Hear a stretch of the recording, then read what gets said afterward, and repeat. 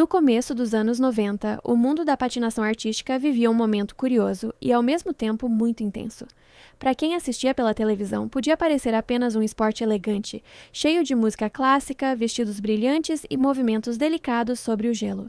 Mas por trás daquela aparência refinada existia uma competição extremamente dura, com treinamentos exaustivos, pressão psicológica enorme e uma disputa feroz por espaço nas Olimpíadas.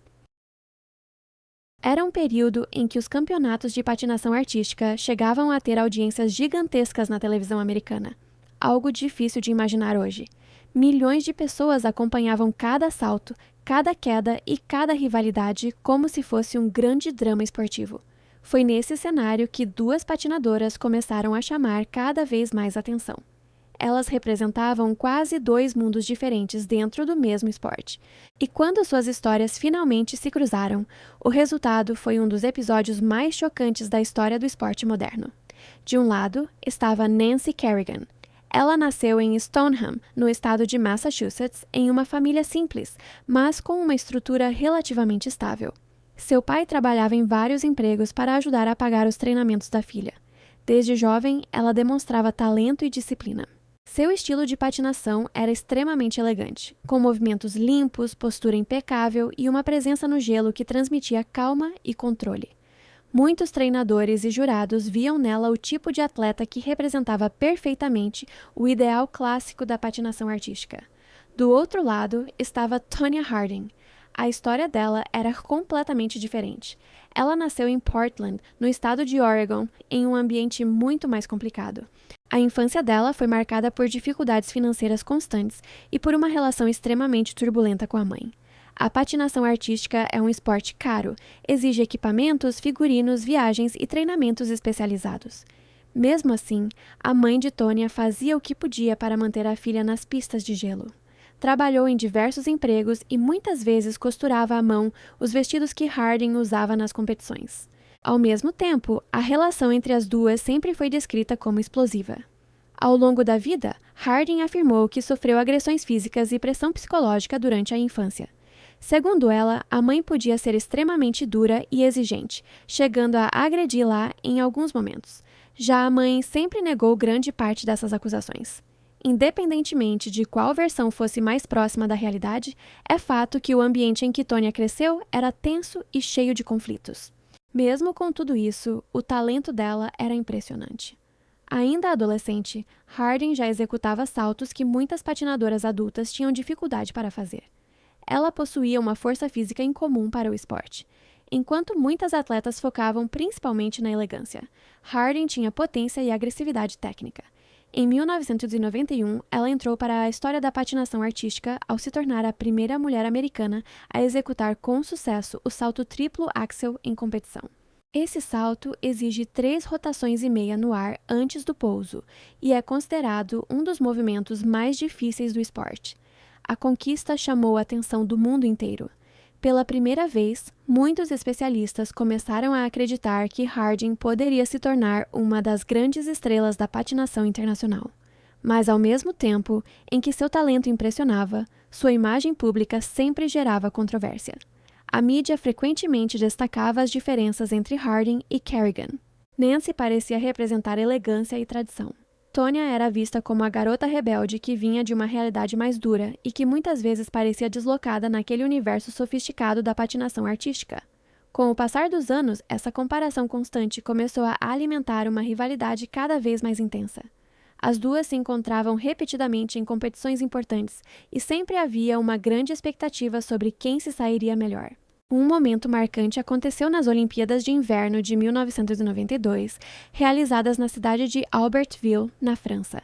Naquela competição, Nancy Kerrigan conquistou a medalha de bronze. Tonya Harding terminou em 4º lugar. Aquilo foi um grande destaque para ambas e ajudou a consolidar seus nomes entre as melhores patinadoras do mundo. Mas enquanto a carreira esportiva de Harding avançava, sua vida pessoal continuava extremamente instável. Ainda muito jovem, ela começou um relacionamento com um homem chamado Jeff Gillooly. Eles se conheceram quando Tonya era adolescente e rapidamente passaram a viver juntos. O relacionamento dos dois era cheio de conflitos, discussões e episódios de violência. Mesmo assim, eles acabaram se casando em 1990. Durante o casamento, houve diversas brigas e denúncias de agressão. Em determinado momento, Harding chegou a pedir uma ordem de restrição contra Gillooly. O relacionamento acabou terminando oficialmente em 1993, mas mesmo depois do divórcio, os dois continuaram mantendo contato. Chegando ao início de 1994, a patinação artística feminina vivia um momento decisivo. As Olimpíadas de Inverno daquele ano aconteceriam em Lillehammer, na Noruega, e as atletas americanas estavam disputando vagas na equipe que representaria o país. O Campeonato Nacional dos Estados Unidos era uma das competições mais importantes para definir quem teria espaço na equipe olímpica. A edição de 1994 seria realizada em Detroit e reuniria algumas das melhores patinadoras do país. Nancy Kerrigan era uma das favoritas ao título. Ela vinha de uma sequência consistente de bons resultados, e muitos acreditavam que tinha grandes chances de conquistar uma medalha nas Olimpíadas. Tonya Harding também era considerada uma competidora forte. Se conseguisse executar seus saltos mais difíceis sem erros, poderia disputar o título nacional. Mas enquanto as atletas se preparavam para a competição, algo muito estranho começou a acontecer nos bastidores. Jeff Gillooly continuava próximo de Harding e participava de decisões relacionadas à carreira dela. Ao redor dele, havia algumas pessoas que também circulavam pelo ambiente da patinação. Uma dessas pessoas era Shawn Eckardt, que dizia trabalhar como segurança e guarda-costas de Harding. Em determinado momento, Gillooly e Eckardt começaram a discutir uma ideia absurda. Eles acreditavam que se Nancy Kerrigan fosse retirada da competição, as chances de Harding se destacar aumentariam muito. A partir dessa ideia, surgiu um plano criminoso. O objetivo seria ferir Kerrigan fisicamente para impedir que ela competisse. Para executar o ataque, Eckardt recrutou um homem chamado Shane Stant. Ele aceitou realizar o serviço em troca de dinheiro. Outro homem chamado Derek Smith participaria como motorista do carro de fuga. O plano era relativamente simples. Stant deveria localizar Kerrigan durante o campeonato nacional em Detroit e atingir sua perna com um objeto metálico. A intenção era causar uma lesão grave o suficiente para impedir que ela competisse. No dia 6 de janeiro de 1994, Nancy Kerrigan estava treinando na arena onde aconteceria o campeonato. Depois de terminar um treino, ela caminhava por um corredor em direção à área de entrevistas. Foi nesse momento que o ataque aconteceu. Shane Stant se aproximou rapidamente segurando um bastão metálico retrátil. Em um movimento rápido, ele golpeou a perna direita da patinadora, logo acima do joelho. O impacto foi violento. Nancy Kerrigan caiu imediatamente no chão segurando a perna e gritando de dor. Câmeras de televisão que estavam no local registraram o momento em que ela repetia várias vezes a pergunta que ficaria famosa em todo o mundo. Ela perguntava por que aquilo tinha acontecido. Enquanto funcionários da arena corriam para ajudar a atleta, o agressor saiu correndo do prédio e entrou em um carro que o aguardava do lado de fora. A cena foi exibida repetidamente nos noticiários e rapidamente se tornou uma das imagens mais chocantes da história do esporte. Nos primeiros momentos, havia um grande medo de que Kerrigan tivesse sofrido uma fratura grave que encerraria sua temporada, e talvez até sua carreira. Felizmente, os exames médicos mostraram que o osso não havia sido quebrado. Mesmo assim, a dor era intensa e havia um grande hematoma. Ela não tinha condições de competir naquele campeonato. Com Kerrigan fora da disputa, Tonya Harding acabou vencendo o campeonato nacional daquele ano. Mas naquele momento, a polícia já estava investigando o ataque. Testemunhas haviam visto o agressor fugindo e algumas pistas começaram a surgir rapidamente. Poucos dias depois, os investigadores identificaram Shane Stant como o responsável pelo golpe. A partir daí, a investigação começou a revelar uma conspiração cada vez mais surpreendente. Derek Smith foi identificado como o motorista do carro usado na fuga. Quando foi interrogado, ele acabou confessando participação no crime. As informações fornecidas por Smith levaram os investigadores até Shawn Eckardt. Pressionado pelas evidências, Eckardt também confessou o envolvimento e revelou que Jeff Gillooly havia participado do planejamento do ataque. Quando Gillooly foi interrogado, ele também acabou confessando. De repente, a história ganhou proporções gigantescas. A grande pergunta agora era se Tonya Harding sabia do plano antes do ataque. Harding negou repetidamente ter participado da conspiração. Porém, as investigações mostraram que ela tinha conhecimento do envolvimento de Gillooly depois que o ataque aconteceu e não informou imediatamente as autoridades. Enquanto tudo isso acontecia, as Olimpíadas de Inverno se aproximavam. As autoridades da patinação americana decidiram que Nancy Kerrigan poderia integrar a equipe olímpica se estivesse recuperada a tempo. Algumas semanas depois, ela voltou a treinar e conseguiu provar que estava em condições de competir. Assim, quando as Olimpíadas começaram em Lillehammer, as duas rivais estavam novamente na mesma competição. A expectativa era gigantesca. Milhões de pessoas acompanhavam cada detalhe pela televisão. A rivalidade entre Kerrigan e Harding havia se transformado em um drama nacional. Durante a competição, Nancy Kerrigan apresentou programas muito fortes e acabou conquistando a medalha de prata. Tonya Harding teve um desempenho muito mais complicado. Em um momento que ficou famoso, ela interrompeu sua apresentação chorando e mostrou aos juízes que o cadarço de seu patim havia se rompido.